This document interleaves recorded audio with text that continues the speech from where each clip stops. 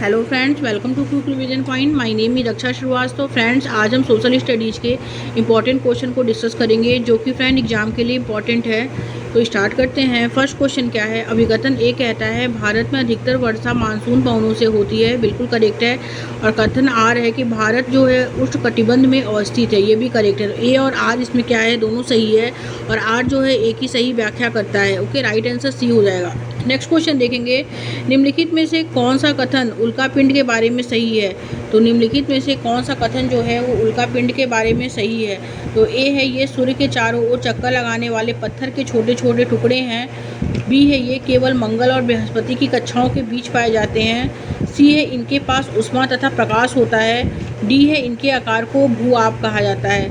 तो कौन सा कथन उल्कापिंड के बारे में सही है पूछा है। उल्कापिंड जो होते हैं वो जो सूर्य के चारों ओर चक्कर लगाने वाले छोटे छोटे टुकड़े होते हैं जिसे हम उल्कापिंड कहते हैं। ओके, राइट आंसर ए हो जाएगा कि ये सूर्य के चारों ओर चक्कर लगाने वाले पत्थरों के छोटे छोटे टुकड़े हैं। ओके, करेक्ट आंसर ए हो जाएगा। नेक्स्ट क्वेश्चन देखेंगे। निम्न में से कौन सा महासागर बेरिंग जल संधि द्वारा प्रशांत महासागर से जुड़ा है? तो ए है हिंद महासागर, बी है अटलांटिक महासागर, सी है आर्कटिक महासागर, डी है दक्षिण महासागर।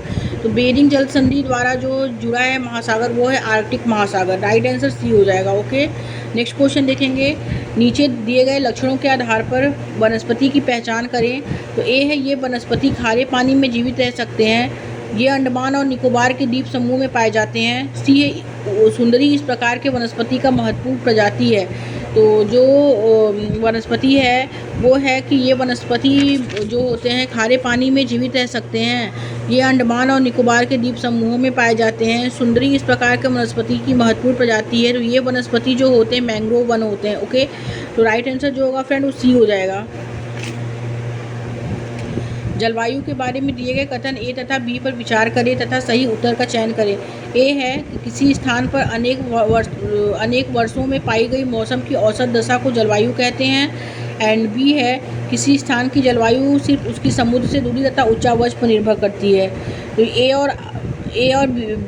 ए सही है लेकिन इसमें बी क्या है, गलत है। ओके, ए सही है लेकिन बी क्या है, इसमें गलत है कि किसी स्थान पर अनेक वर्षों में पाई गई मौसम की औसत दशा को जलवायु कहते हैं। ये तो करेक्ट है, बट किसी स्थान की जलवायु सिर्फ उसकी समुद्र से दूरी तथा उच्चावर्ष पर निर्भर करती है, तो ये गलत है। ओके, तो राइट आंसर ए हो जाएगा फ्रेंड। आगे देखते हैं। वर्षा और कोहरा जैसी घटनाएं वायुमंडल की किस परत के अंतर्गत होती हैं? तो ए है इसमें क्षोभ मंडल, बी है समताप मंडल, सी है बही मंडल एंड डी है वायुमंडल। तो वर्षा और कोहरा जैसी घटनाएं वायुमंडल में जो होती हैं वो क्षोभ मंडल में होती हैं। ओके, राइट आंसर ए हो जाएगा। नेक्स्ट क्वेश्चन देखेंगे। आग्नेय शैल के बारे में ए, बी और सी पर विचार करें तथा सही उत्तर का चयन करें। ए है अवसादी शैल ताप एवं दाब के कारण आग्नेय शैल में बदल जाते हैं, तो ये गलत है। ओके, बी है कि ये शैल पृथ्वी की परपटी के काफ़ी अंदर दोनों जगहों में मौजूद रहते हैं। ओके, ये करेक्ट है। सी है कि ग्रेनाइट और बेसाल्ट आग्नेय शैल के उदाहरण है, तो ये भी करेक्ट है। तो बी और सी इसमें सही है और ए क्या है, ये गलत है। ओके, ग्रेनाइट और बेसाल्ट जो हैं वो आग्नेय शैल के उदाहरण हैं और ये शैल पृथ्वी की परपटी के काफ़ी अंदर दोनों जगहों में मौजूद रहते हैं। तो बी और सी राइट है, ए गलत है। तो करेक्ट आंसर ए हो जाएगा। आगे देखते हैं फ्रेंड। नेक्स्ट क्वेश्चन क्या है? लद्दाख के बारे में निम्नलिखित में से कौन सा कथन गलत है? ए है इसके दक्षिण में काराकोरम पर्वत श्रेणी जो है तथा उत्तर में जास्कर पर्वत स्थित है। और बी है यहाँ ग्रेगी हिमानी अवस्थित है। और सी है चूंकि यह हिमालय के वृष्टि छाया क्षेत्र में स्थित है अतः यहाँ वर्षा बहुत ही कम होती है। एंड डी है लद्दाख की राजधानी लेह जो जिला दर्रा के माध्यम से कश्मीर से जुड़ा हुआ है। तो लद्दाख के बारे में जो कथन गलत है वो यह है कि इसके दक्षिण में काराकोरम पर्वत श्रेणी तथा उत्तर में जास्कर पर्वत स्थित है। ओके, राइट आंसर ए हो जाएगा फ्रेंड। आगे देखते हैं। स्वर्ण चतुर्भुजी महामार्ग निम्न में से किसको जोड़ता है?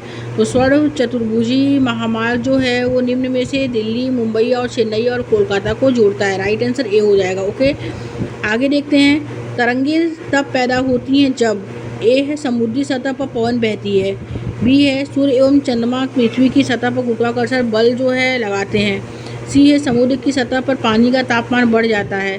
एंड डी है समुद्र की सतह पर गर्म और ठंडी जलधाराएं मिलती हैं। तो तरंगे तब पैदा होती हैं जब समुद्र सतह पर पवन बहती है, समुद्री सतह पर पवन बहती है तो तरंगे जो होती हैं पैदा होती हैं। ओके, राइट आंसर ए हो जाएगा। नेक्स्ट क्वेश्चन देखेंगे, धात्विक खनिज के बारे में निम्नलिखित कथन ए और कथन बी पर विचार करें तथा सही उत्तर का चयन करें। कथन ए है कि सभी धात्विक खनिज अलोह खनिज होते हैं, ये गलत है। ओके, और कथन बी कहता है कि अभ्रक एक धात्विक खनिज का उदाहरण है, तो ये भी गलत है। तो ए और बी इसमें दोनों गलत है। ओके, तो धात्विक खनिज के बारे में जो सही उत्तर है वो इसमें जो है इसमें दोनों ये गलत है कि सभी धात्विक खनिज अलोह खनिज होते हैं और सभी अभ्रक एक धात्विक खनिज है। तो ये क्या है, ए और बी इसमें दोनों गलत है। तो राइट आंसर जो होगा डी हो जाएगा। नेक्स्ट क्वेश्चन देखेंगे, निम्नलिखित में से कौन सा कृषि आधारित उद्योग नहीं है। तो कृषि आधारित जो उद्योग नहीं है, ए है वनस्पति तेल उद्योग, बी है सूती वस्त्र उद्योग, सी है मत्स्य तेल निर्माण उद्योग एंड डी है चर्म उद्योग। तो करेक्ट आंसर सी हो जाएगा। मत्स्य तेल निर्माण उद्योग जो है वो है कृषि आधारित उद्योग जो है वो नहीं है, सी ऑप्शन करेक्ट हो जाएगा। नेक्स्ट क्वेश्चन देखेंगे, निम्नलिखित में से कौन सा ऊर्जा का परंपरागत स्रोत है। तो वो है जल विद्युत। जल विद्युत जो है ऊर्जा का क्या है, परंपरागत स्रोत है। राइट आंसर सी हो जाएगा। आगे देखेंगे, पेट्रोलियम और प्राकृतिक गैस जो धरातल के बहुत नीचे पाए जाते हैं, निष्कर्षण जिस विधि से होता है वह क्या है, वह प्रवेधन है। ओके, पेट्रोलियम और प्राकृतिक गैस जो पाए जाते हैं उन्हें प्रवेधन कहते हैं। राइट आंसर ए हो जाएगा इसमें। आगे देखते हैं, हजारों साल पहले लोगों ने रेशम मार्ग सिल्क रूट की यात्रा की और माध्यम से क्या की, तो पैदल यात्रा की, घोड़े की सवारी की, ऊँट की सवारी की, बैलगाड़ी। तो ये गलत है, ए बी और सी राइट आंसर हो जाएगा। तो करेक्ट आंसर ए हो जाएगा। आगे देखते हैं फ्रेंड्स, शहरीकरण के संदर्भ में दो कथन को पढ़ें। तो ए है इसमें औपनिवेशिक काल में शहरीकरण के कारण केवल अमीर लोग शहरों में निकल रही नौकरियों की तलाश में गांव छोड़कर जाने लगे। तो ये गलत है। कथन बी है कि बहुत सी निचली जातियों के लोगों तथा गरीबों के लिए यह गांव में स्वर्ण जमींदारों द्वारा उनके जीवन पर दमनकारी कब्जे और दैनिक अपमान से छूट निकलने का एक मौका था। तो ये क्या है, ये सही है। तो ए गलत, कथन गलत है और बी क्या है, सही है। राइट आंसर बी हो जाएगा फ्रेंड्स।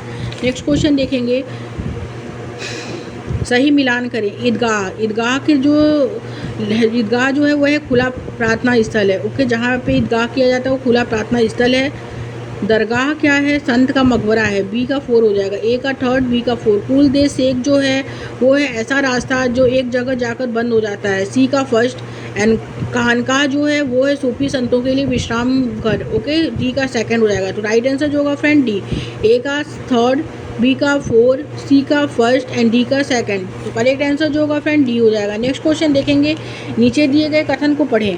कथन ए है, भारतीय कपड़ा उद्योग का पतन यूरोपीय और अमेरिकी कपड़ा उद्योग से मिल रही कड़ी प्रतिस्पर्धा के कारण हुआ था। तो ये क्या है, ये गलत है। ओके, और कथन बी है कि भारतीय कपड़ा का उद्योग का पतन ब्रिटेन में भारत से आने वाले कपड़ों पर भारी सीमा शुल्क थोपे जाने के कारण हुआ। तो ये करेक्ट है। ओके, तो भारतीय कपड़ा उद्योग का पतन ब्रिटेन में भारत से आने वाले कपड़ों पर भारी सीमा शुल्क थोपे जाने के कारण हुआ।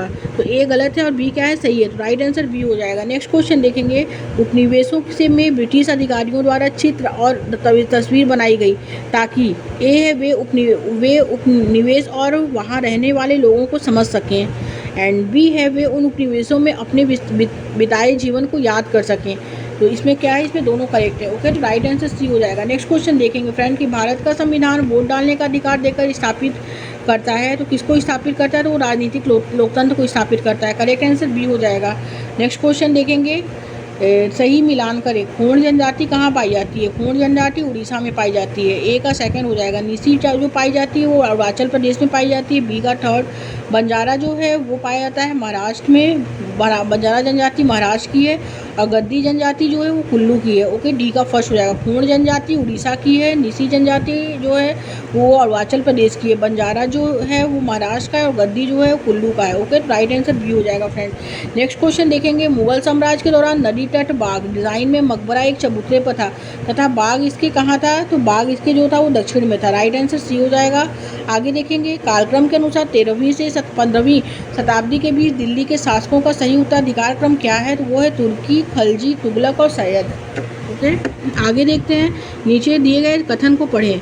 कथन ए है कि मध्यकाल में शासकों द्वारा विभिन्न देवी देवताओं के प्रति अपना भक्ति भाव दर्शाने के लिए मंदिर बनवाए गए। तो ये करेक्ट है। एंड बी है कि मध्यकाल में मंदिर, संगीत और मल्ल युद्ध जैसी सांस्कृतिक गतिविधियों का क्या था, केंद्र था। तो ये भी करेक्ट है। तो ए और बी इसमें दोनों राइट है। तो राइट आंसर जो होगा फ्रेंड्स सी हो जाएगा। नेक्स्ट क्वेश्चन देखेंगे, अतीत में बनी और उपयोग में लाई गई वस्तुओं का अध्ययन करने वाला व्यक्ति क्या कहलाता है? तो वो कहलाता है इतिहासकार और पुरातत्वविद कहलाता है। ओके, अतीत में अतीत में बनी और प्रयोग में लाई गई वस्तुओं का अध्ययन करने वाला व्यक्ति क्या कहलाता है? तो ए है जीवाश्मी विज्ञान, बी है संग्रहालय विज्ञान, सी है इतिहासकार एंड डी है पुरातत्वविद। तो अतीत में बनी और प्रयोग में लाई गई वस्तुओं का अध्ययन करने वाला व्यक्ति पुरातत्वविद कहलाता है। राइट आंसर डी हो जाएगा। नेक्स्ट क्वेश्चन, महाजनपदों में मिलने वाले वलय कूप का उपयोग होता है, कहाँ होता है? ए है कपड़े धोने में, बी है सिंचाई में, सी है कूड़ेदान के रूप में एंड डी है नाली के रूप में। तो राइट आंसर जो होगा फ्रेंड कि महाजनपदों में मिलने वाले वलय कूप का जो प्रयोग होता है वो कूड़ेदान के रूप में होता है और नाली के रूप में होता है। राइट आंसर सी हो जाएगा। नेक्स्ट क्वेश्चन देखेंगे, गर्भगृह है, गर्भगृह क्या है? गर्भगृह वह होता है जहाँ एक कमरा होता है और वहाँ देवी देवताओं की मूर्ति जहाँ रखी जाती है, जहाँ मंदिर में, उसी को गर्भगृह कहते हैं। ओके, तो करेक्ट आंसर डी हो जाएगा कि एक कमरा जहाँ मंदिर के देवी देवताओं की मूर्ति रखी जाती है।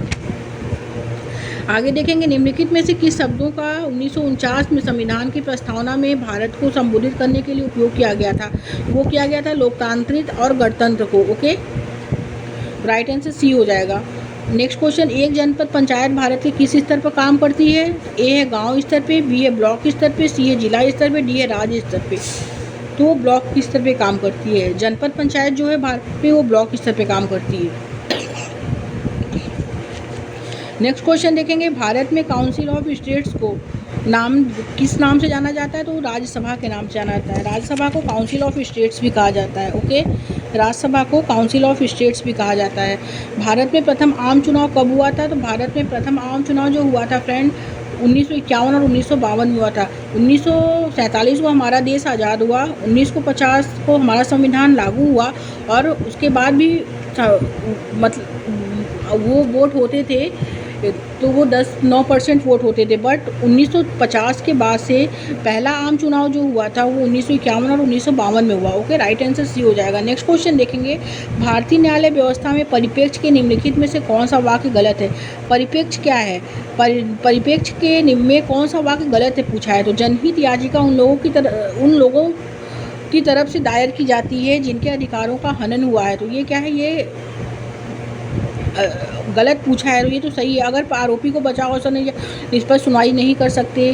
केंद्र और राज्य के बीच विवाद के मामले में उच्चतम न्यायालय हस्तक्षेप नहीं कर सकता है। ओके, केंद्र और राज्य के बीच विवाद के मामले में उच्चतम न्यायालय क्या है? हस्तक्षेप नहीं कर सकता। तो ये गलत है। तो राइट आंसर सी हो जाएगा।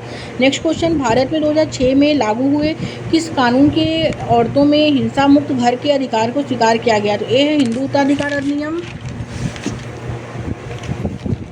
एंड बी है इसमें घरेलू हिंसा महिला संरक्षण अधिनियम, सी है यौन उत्पीड़न रोकथाम अधिनियम, डी है दहेज मृत्यु दंड अधिनियम। तो करेक्ट आंसर बी हो जाएगा, घरेलू हिंसा महिला संरक्षण अधिनियम। ओके, आगे देखते हैं, भारत में शोषण के विरुद्ध मौलिक अधिकार के अंतर्गत जो है 14 वर्ष की आयु में से कम के बच्चों का किसी फैक्ट्री, खदान या किसी अन्य हानिकारक काम में रोजगार प्रतिबंधित करना है। तो करेक्ट आंसर बी हो जाएगा, 14 वर्ष। नेक्स्ट क्वेश्चन, ओम प्रकाश वाल्मीकि की आत्मकथा जिसमें जाति भेदभाव की कहानी बताते हैं का क्या नाम है? तो वो है जूठन। करेक्ट आंसर डी हो जाएगा। नेक्स्ट क्वेश्चन देखेंगे फ्रेंड्स, निम्नलिखित में से कौन सा वाक्य सही है? तो ए है सरकार राज्य का एक अंग होती है, बी है सरकार और राज्य एक ही है और इन दोनों शब्दों का एक दूसरे के स्थान पर प्रयोग किया जा सकता है, सी है मतदान के जरिए राज्य को बदला जा सकता है, एंड डी है कानून लागू करना सरकार की जिम्मेदारी नहीं होती है। तो जो सही है वो ये है कि सरकार राज्य का एक अंग होती है। ओके, करेक्ट आंसर ए हो जाएगा फ्रेंड्स। नेक्स्ट क्वेश्चन देखेंगे, भारत में संविधान का अंतिम व्याख्याता या इंटरप्रेटर कौन होता है? तो ए है राष्ट्रपति होता है, बी है न्यायपालिका, सी है कार्यपालिका, डी है संसद। तो भारत में संविधान का जो है अंतिम व्याख्याता या इंटरप्रेटर जो होता है वो न्यायपालिका होता है। ओके, करेक्ट आंसर बी हो जाएगा फ्रेंड्स इसमें। आगे देखेंगे नेक्स्ट क्वेश्चन क्या है। नेक्स्ट क्वेश्चन है कि संघवाद के अर्थ होते हैं। संघवाद क्या है? संघवाद क्या होता है? संघवाद वह होता है जो देश में सरकार, जहाँ देश में सरकार का एक से अधिक स्तर होता है उसे हम संघवाद कहते हैं। ओके, राइट आंसर सी हो जाएगा। आगे देखते हैं, निम्नलिखित में से कौन सा भारतीय धर्म निरपेक्षता के सिद्धांत पर लागू होता है? तो कौन होता है? ए है इसमें धर्म और राज्य के बीच सख्त अलगाव, बी है राज्य धार्मिक मामलों में हस्तक्षेप कर सकता है, सी है राज्य समुदाय के पर्सनल लॉ निजी कानूनों में हस्तक्षेप नहीं कर सकता है, एंड डी है इसमें डी है राज्य धर्म के प्रभुत्व की रोकथाम नहीं कर सकता है। तो धर्म निरपेक्षता के सिद्धांत को जो लागू कर सकता है वो है राज्य धार्मिक मामलों में हस्तक्षेप कर सकता है। बी ऑप्शन राइट हो जाएगा। नेक्स्ट क्वेश्चन देखेंगे, मैला साफ करने की प्रथा को खत्म करने के लिए अपनाई गई सरकारी नीतियां निम्नलिखित में से किस पर प्रतिबंध लगाती हैं? वो सूखे शौचालय के निर्माण पर प्रतिबंध लगाती हैं।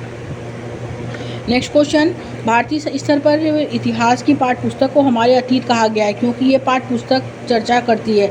ए है कैसे विभिन्न स्रोत से इतिहास को पढ़ाया जा सकता है, एंड बी है कैसे इतिहास को घटनाओं और तिथियों के आधार पर समझा जा सकता है, तो ये गलत है। सी है कैसे अलग अलग वर्ग और समूह के लोगों के अनुभव लगा रहे हैं, तो ये करेक्ट है। तो ए और सी राइट आंसर हो जाएगा। तो राइट आंसर सी हो जाएगा। आगे देखेंगे फ्रेंड, पहले पालतू बनाए गए पशुओं के दावे निर्धारण में निम्नलिखित में से किस प्राथमिक स्रोतों का आप हवाला देंगे? तो कब्रगाह का हवाला देंगे। कब्रगाह और पांडुलिपि और लघु मूर्ति खिलौने वाले जो है लघु मूर्ति वाले खिलौने जो थे वो प्राथमिक स्रोत में आता है। ओके, तो राइट आंसर जो होगा फ्रेंड वो सी हो जाएगा। ए, सी और डी कि पहले पालतू बनाए गए पशुओं के दावे निर्धारण के में निम्नलिखित में से किस प्राथमिक स्रोत का आप हवाला देंगे? तो पांडुलिपि, कब्रगाह और लघु मूर्ति वाले खिलौने ये प्राथमिक स्रोत है। ओके, तो करेक्ट आंसर जो होगा फ्रेंड वो सी हो जाएगा। नेक्स्ट क्वेश्चन देखेंगे, निम्नलिखित संगम कविता पर ध्यान दें। समुद्री जहाज़ों पर लाए गए तेज तटी घोड़े, गाड़ी पर काली मिर्च की गठरियाँ, हिमालय से मिले रत्न और सोना, दक्षिण की पहाड़ियों से चंदन की लकड़ियाँ प्राचीन भारतीय इतिहास के किस पहलू का ये साक्ष्य प्रदान करता है? तो ये प्रारंभिक समुद्र तटी जो है व्यापार करता है। ओके, राइट आंसर बी हो जाएगा। नेक्स्ट क्वेश्चन देखेंगे, प्रारंभिक स्तर पर सामाजिक विज्ञान को सम्मिलित करने के लिए निम्नलिखित में से कौन सा कारण जो होता है सबसे उचित है? तो सबसे उचित जो होता है वो यह है कि यह एक ऐसा विषय है जो सामाजिक और राजनीतिक मुद्दों में क्या करता है? दिलचस्पी पैदा करता है। ओके, राइट आंसर डी हो जाएगा। नेक्स्ट क्वेश्चन देखेंगे, एक शिक्षक अपने विद्यार्थी को अपने स्कूल के समीप एक उद्योग की अवस्थिति के लिए निवेश और प्रक्रम का मानचित्र बनाने के लिए कहा है और इससे शिक्षक विद्यार्थी के किस कौशल का मूल्यांकन कर सकते हैं? तो अन्वेषण और विश्लेषण कौशल का मूल्यांकन कर सकते हैं। राइट आंसर सी हो जाएगा। नेक्स्ट क्वेश्चन देखेंगे, विद्यार्थी में घरेलू सहायक डोमेस्टिक हेल्पर के प्रति सहानुभूति है करके वह उनको संवेदनशील बनाने के लिए कौन सी शिक्षण शास्त्री योजना सबसे उचित है? तो वो है छात्रों को किसी घरेलू सहायक से परिचय बनाकर उसके अनुभवों पर एक कहानी लिखने को कहना। राइट आंसर डी हो जाएगा। नेक्स्ट क्वेश्चन देखेंगे कि घरेलू कार्य का महत्व विषय को पढ़ाते समय शिक्षक को घरेलू कार्य को दर्शाना चाहिए। तो कैसे दर्शाना चाहिए? एक ऐसे महत्वपूर्ण कार्य के रूप में जिसे सम्मान दिया जाना चाहिए, एंड डी है एक ऐसे कार्य के रूप में जो पुरुष तथा महिला दोनों द्वारा किया जा सकता है। सी और डी राइट आंसर हो जाएगा। तो करेक्ट आंसर डी है। नेक्स्ट क्वेश्चन देखेंगे, नेक्स्ट क्वेश्चन क्या है फ्रेंड्स कि एक भूगोल की कक्षा में पाठ्य पुस्तक का उत्तम उपयोग होता है। क्या होता है? ए है ज्ञान की निर्धारित मात्रा की प्राप्ति में, बी है निर्धारित समय सारणी में मूल्यांकन के स्रोत हेतु, सी है सोच विचार और विस्मय हेतु, एंड डी है बच्चों के लिए तनाव कम करने का एकमात्र स्रोत है। तो एक भूगोल की कक्षा में पाठ्य पुस्तक का उत्तम उपयोग जो होता है वो सोच विचार और विस्मय हेतु होता है। राइट आंसर सी हो जाएगा। आगे देखते हैं फ्रेंड, एक गतिविधि के आयोजन जिसमें अपने आस पड़ोस के बुजुर्गों से बातचीत करते हैं तथा भूमि उपयोग के बारे में जानकारी इकट्ठा करते हैं में विद्यार्थी किन कौशल का विकास करता है? तो वो प्रश्न पूछना और अभिलेखन करना, बी है सुनना और अन्वेषण करना, सी अनुमान लगाना और बातचीत करना। राइट आंसर ए हो जाएगा। नेक्स्ट क्वेश्चन देखेंगे, भक्ति और सूफी आंदोलन विषय पर पूर्ण योजना बनाते समय शिक्षक को केंद्रित होना चाहिए। दो तत्कालीन समय में सामाजिक भिन्नता के प्रचलन को चुनौती देने वाले कारक के रूप में इन आंदोलनों के चित्रण पर, एंड बी है भक्ति भाव को प्रदर्शित करने के रूप में गानों, कविताओं और नृत्य के महत्व पर। तो ए और बी इसमें राइट हो जाएगा। तो राइट आंसर सी है। नेक्स्ट क्वेश्चन देखेंगे, कारखाना भ्रमण विषय पर परियोजना कार्य देते समय निम्नलिखित में से कौन से उद्देश्य हो सकते हैं? तो ए है तर्क करने के कौशल को अर्जित करना, तो ये नहीं।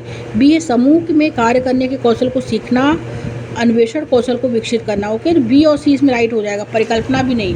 ओके, तो तर्क परिकल्पना ये नहीं। समूह में कार्य करने के कौशल को सीखना, और अन्वेषण कौशल को विकसित करना। तो राइट आंसर सी हो जाएगा। नेक्स्ट क्वेश्चन देखेंगे, जाति और जेंडर से जुड़े हुए वर्णनात्मक विषयों को सामाजिक विज्ञान की कक्षा में अनिर्णित रखा जाना चाहिए और इन पर विभिन्न आयामों में चर्चा करनी चाहिए। राइट आंसर बी हो जाएगा। नेक्स्ट क्वेश्चन देखेंगे, नेक्स्ट क्वेश्चन है, नागरिक शास्त्र से राजनीतिक विज्ञान शब्दावली में बदलाव किस उद्देश्य से किया जाता है? तो वो किया जाता है विमर्शी नागरिक विकसित करने के लिए। राइट आंसर बी हो जाएगा। आगे देखेंगे, सामाजिक विज्ञान पाठचर्या को जेंडर विमर्श से जोड़ने की संस्कृति पाठ्य पुस्तकों में किस प्रकार रूप से देखती है? वो देखती है इसमें महिलाओं और उनसे जुड़े मुद्दों का संदर्भ अधिक होना, एंड बी है महिलाओं के परिप्रेक्ष्य को ऐतिहासिक और तत्कालीन दोनों सराहनाओं में होना। ओके, तो राइट आंसर जो होगा फ्रेंड वो सी हो जाएगा। आगे देखते हैं, इतिहास आधारित सिनेमा और तत्कालिक संदर्भों से जुड़े वृत्त चित्र का उपयोग क्या होता है? तो वो होता है व्याकरण और विश्लेषण के लिए होना, एंड डी है रुचि और चर्चा को पैदा करने में प्रयुक्त होना। तो करेक्ट आंसर सी हो जाएगा। नेक्स्ट क्वेश्चन, सामाजिक विज्ञान पाठचर्या को केंद्रित होना चाहिए, तो वो किस पे केंद्रित होना चाहिए? तो ए है सामाजिक विज्ञान सभी संकल्पनाओं तथ्यों व जानकारियों को सम्मिलित करना, ये गलत है। प्रासंगिक संकल्पनाओं को शामिल करना जिससे सामाजिक राजनीतिक यथार्थता का विश्लेषण करने की क्षमता बन सके। ओके, राइट आंसर बी हो जाएगा फ्रेंड्स। नेक्स्ट क्वेश्चन देखेंगे, सामाजिक विज्ञान की कक्षाओं में प्रयुक्त पाठ्य पुस्तकों व सामग्रियों के बारे में निम्नलिखित में से कौन सा कथन सही है?